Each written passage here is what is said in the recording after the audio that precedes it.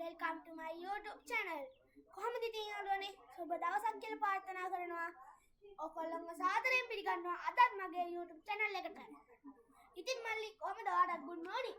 good morning. ඉතින් යාළුවනේ අපි අද කරන්න යන්නේ කාලගුණය නිසා වෙච්ච අයහපත් සිද්ධි තමයි අද බලන්න යන්නේ. මල්ලි ඔයා පොඩ්ඩක් කියන්නකෝ අපේ ගෙවල් පැත්තට උන සිද්ධි ටික.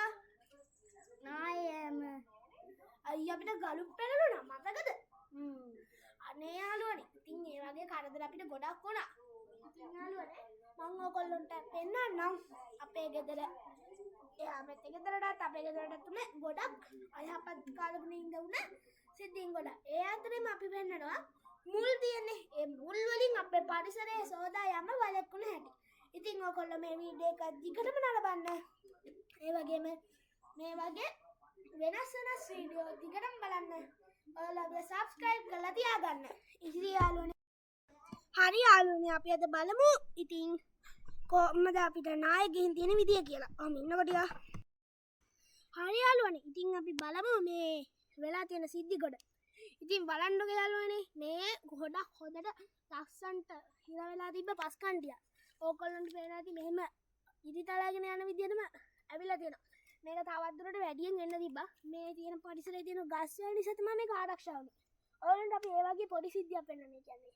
ගාකින් වැලකින් එක බේරුණ විදියක්. ඉන්නකෝ ඔයගොල්ලෝ බලන් ඉන්න. ඔයගොල්ලන්ට පේනවද? මේ හැම තැනකම වගේ තියෙන මුල්නේ. ඉතින් යාළුවනේ මේ තියෙන මුල්.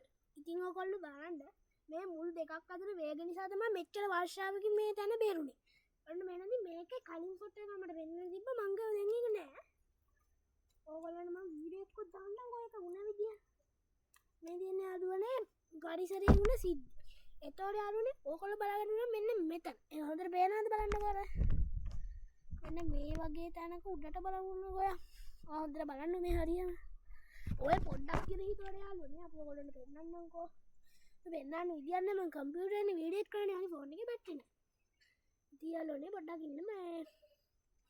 ඉතින් ඔයාලට කියන්න යාළුවනේ මේ තියෙන්නේ මේ අතරමැද මේ හොඳට ලං වෙලා තිබ්බ පරතරයක් තමයි මේ අතර තියෙන්නේ. මෙහෙම තිබ්බ එක. එහෙම දෙක පැල්ල තමයි ගිහින් තියෙන්නේ යාළුවනේ. යාළුවනේ ඕනට පේන ඇති ඒ වෙලාව තියෙන සිද්ධිය. ඉතින් යාළුවනේ මේ තියෙන්නේ ඒ මේ විහාරපැත්තේ ගෙදර මේ ඉතින් යාළුවනේ මේ කොල්ලන්ට හොඳට බැලුවොත් පේනවා ඇති. මම ඔයාලට පෙන්නන්න ඉන්නකෝ. ඔයාලට පේනවා ඇති මෙන්න මේ හරිය. මේ තියෙන්නේ මේ සයිස් දැන් මම ඉන්නේ මෙතන පාරක.